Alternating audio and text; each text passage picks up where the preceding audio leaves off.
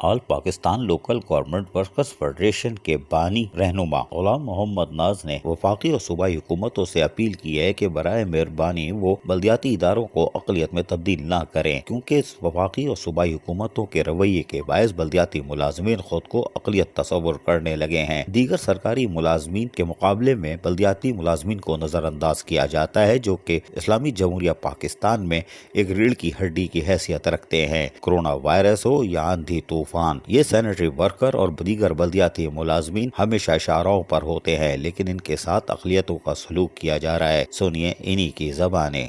جناب وزیر اعظم عمران احمد خان صاحب، میں آپ کے علم میں یہ بات لانا چاہتا ہوں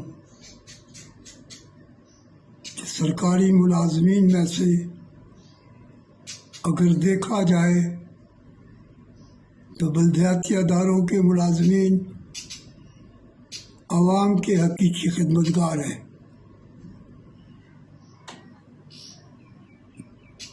لیکن افسوس کے ساتھ کہنا پڑتا ہے کہ دیگر سرکاری ملازمین کے مقابلے میں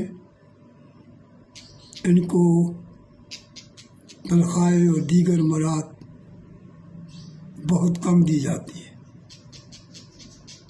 جو کہ آئین پاکستان کی دفعہ 25 کے تحت میں سمجھتا ہوں ڈسکریمنیشن کے زمرے میں آتی ہے۔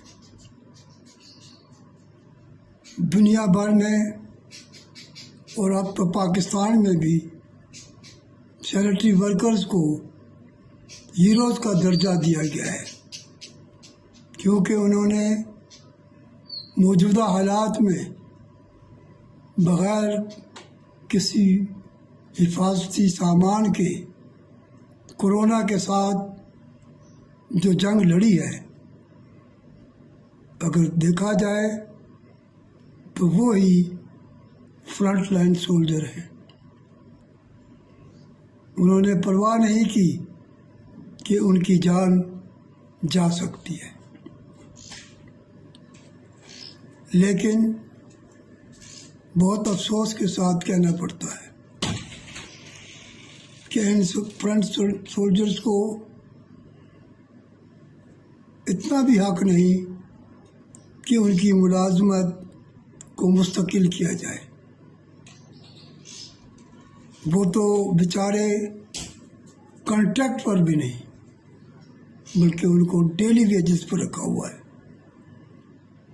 یعنی اگر ان کی خدا نخواستہ موت واقع ہو جائے تو ان کا کوئی پرسان حال نہیں، نہ ان کے بچوں کا کوئی پرسان حال ہے، نہ ان کو کوئی پینشن، نہ کوئی ان کو گریجویٹی، نہ ان کو اسپیشل گرانٹ، کچھ بھی نہیں۔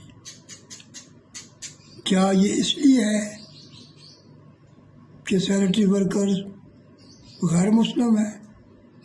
کیا ان کو اس ملک میں وہ حقوق حاصل نہیں جو ایک مسلم کو حاصل ہے؟ نہیں۔ قائد اعظم علیہ رحمت نے فرمایا تھا کہ پاکستان میں رہنے والا ہر شہری، خاص کا کوئی مذہب ہو، کوئی رنگ و نسل ہو، وہ برابر ہے۔ اسی لیے ہمارے آئین کی دفعہ 30 اور 25 میں یہ واضح لکھا گیا ہے کہ ہر ایک شخص کے ساتھ برابری کا سلوک کیا جائے گا۔ میں وزیر اعظم صاحب آپ سے اپیل کرتا ہوں کہ یہ مظلوم طبقہ ہے، ان کے لیے بھی سوچیں اور ان کو مستقل نوکریاں دی جائیں، اور اس دن سے دی جائیں جب سے ان کو نوکری پر رکھا گیا ہے۔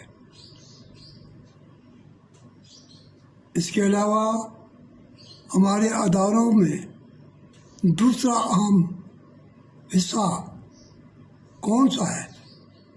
وہ ہے ہمارا عظیم فائر فائٹر۔